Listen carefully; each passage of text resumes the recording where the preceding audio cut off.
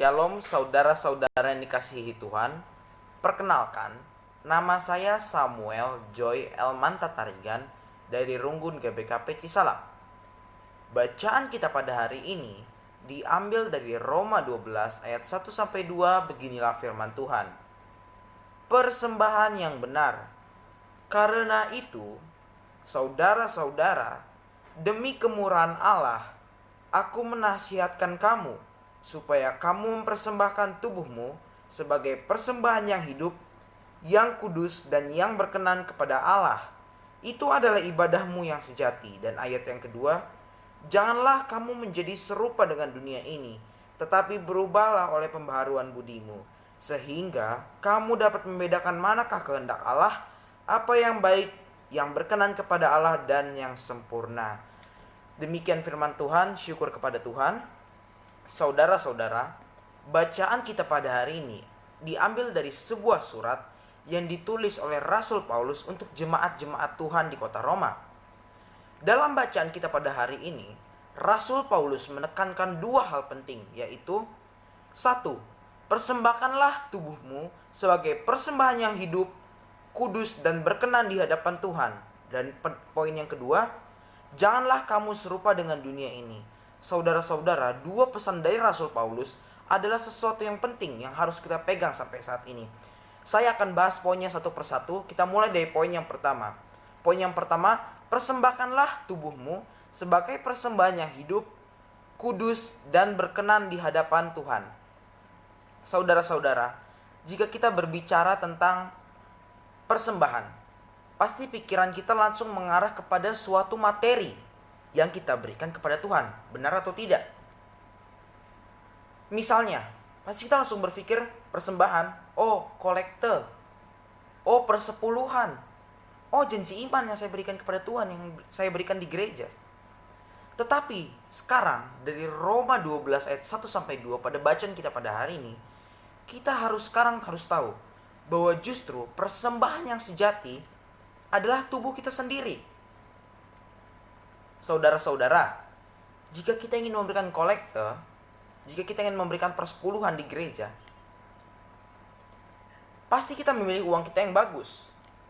Kita tidak mungkin berani memberikan uang kita yang robek.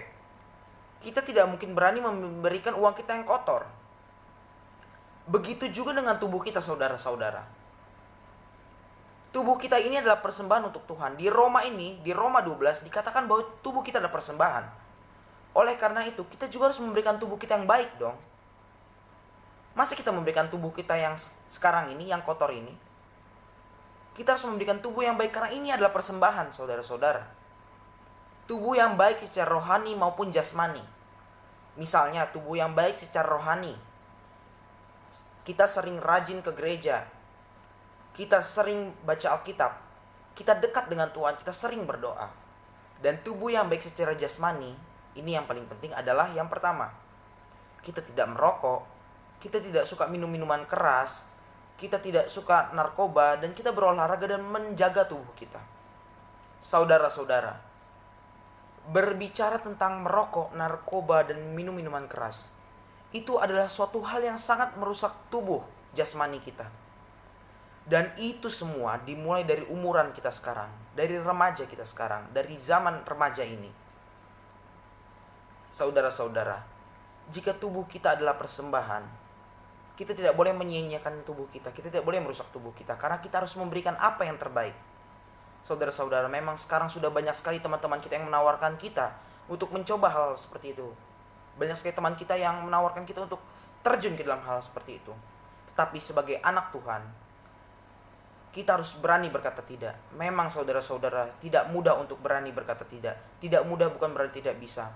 Kita harus camkan dalam pikiran kita, kita harus mendalami dalam hati kita bahwa tubuh saya adalah persembahan untuk Tuhan, dan saya harus memberikan tubuh yang baik karena tubuh ini adalah persembahan, dan persembahan saya adalah persembahan yang sangat baik untuk Tuhan karena Ialah Sang Maha Pencipta, Sang Maha Kuasa. Cukup dari itu poin pertama, dan kita akan lanjut poin yang kedua. Poin yang kedua adalah janganlah kamu serupa dengan dunia ini. Saudara-saudara, dunia ini sangatlah jahat. Dunia ini banyak menawarkan kesenangan yang belum tentu berkenan bagi Tuhan. Tetapi di ayat 2 ini kita diajar untuk membedakan mana kehendak Allah, apa yang baik dan apa yang tidak baik. Saudara-saudara, zaman sudah semakin maju, zaman sudah semakin jahat, sangat-sangat jahat. Sekarang banyak suatu hal yang buruk yang dibungkus dengan sesuatu yang indah oleh kesenangan, dan kita harus berhati-hati akan itu. Saya akan memberi contoh saudara-saudara. Misalnya di umuran kita sekarang, yang cocok dengan remaja kita sekarang. Merokok saudara-saudara, mabuk-mabukan. Hal-hal seperti itu adalah sesuatu yang jahatnya dibungkus dengan yang terlihat senang, terlihat keren. Saya akan menceritakan pengalaman. Misalnya, jika kita tidak mau merokok, teman-teman kita menawarkan kita untuk mencoba rokok. Jika kita tidak mau, pasti kita dikatain sama teman kita cupu lu. Pasti kita dijauhi sama teman-teman kita, dibilang kita kayak cewek, kita tidak berani mencoba hal yang baru. Itu adalah suatu mindset yang salah. Dan jika kita melakukan itu, mindset kita akan berubah saudara-saudara. Mindset kita berarti, oh berarti saya keren jika saya melakukan hal ini. Berarti saya itu anaknya gaul jika saya merokok. Berarti saya itu keren dianggap sama teman-teman jika saya merokok. Jika saya mabukan, saya itu keren. Itu adalah mindset yang salah, itu adalah mindset yang bodoh.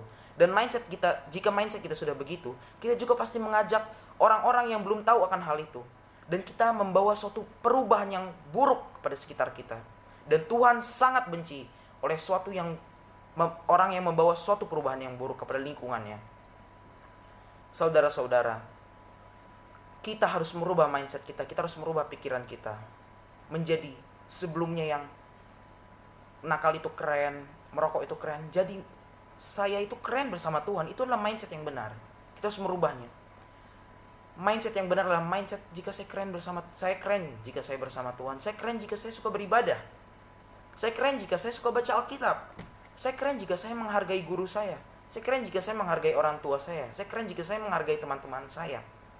Itu adalah mindset yang benar. Sebagai anak KKR, mindset kita seperti itu. Bukan saya keren jika saya nakal, tapi saya keren jika saya baik. Saudara-saudara, tema kita pada hari ini adalah agen perubahan. Sebagai anak KKR, sebagai anak Tuhan yang baik, mampukah kita membawa perubahan yang lebih baik lagi kepada sekitar kita? Saudara-saudara, jika kita ingin membawa suatu perubahan kepada sekitar kita, koreksi dulu terlebih dahulu diri kita. Dalami diri kita. Tidak mungkin kita membawa suatu perubahan jika diri kita saja kotor. Teman-teman kita tidak mungkin percaya kepada omongan kita jika kita saja masih kotor, jika kita saja masih merokok, kita saja masih mabuk-mabukan, kita jarang gereja, tapi kita ingin membuat suatu perubahan. Teman-teman kita tidak akan percaya. Koreksi dulu terlebih dahulu diri kita. Apakah saya sudah benar? Kita harus meninggalkan sifat-sifat lama kita, sifat-sifat buruk kita, yang misalnya kita suka merokok, kita suka pornografi, kita suka narkoba, dan yang sesuatu yang membuat kecanduan tapi dalam dosa. Kita harus meninggalkan hal seperti itu. Dan setelah kita meninggalkan hal seperti itu, kita harus minta pertolongan Tuhan. Dan Tuhan akan selalu ada di sekitar kita. Tuhan akan selalu membimbing kita. Saudara-saudara, setelah kita mengoreksi diri kita sendiri, bawalah suatu perubahan kepada sekitarmu. Tuhan akan selalu membimbingmu. Jangan takut. Jangan takut dikata-katain sama teman kita. Jangan takut diceng-cengin sama teman kita. Jangan takut dikacangin sama teman kita. Percayalah saudara-saudara, Tuhan akan selalu mendukung kita. Tuhan selalu mensupport kita. Dan kapan kita harus memulainya? Mulai sekarang juga saudara-saudara. Semakin hari kita tidak tahu apa yang terjadi hari esok. Mulai menit ini, mulai jam ini, mulai detik ini. Berubahlah, bawalah suatu perubahan. Pertama terhadap dirimu, dan kedua terhadap lingkunganmu. Sekian dari saya, dan jangan lupa bawa suatu perubahan yang positif kepada lingkunganmu dan kepada dirimu terlebih dahulu. Saya Samuel, dan terima kasih.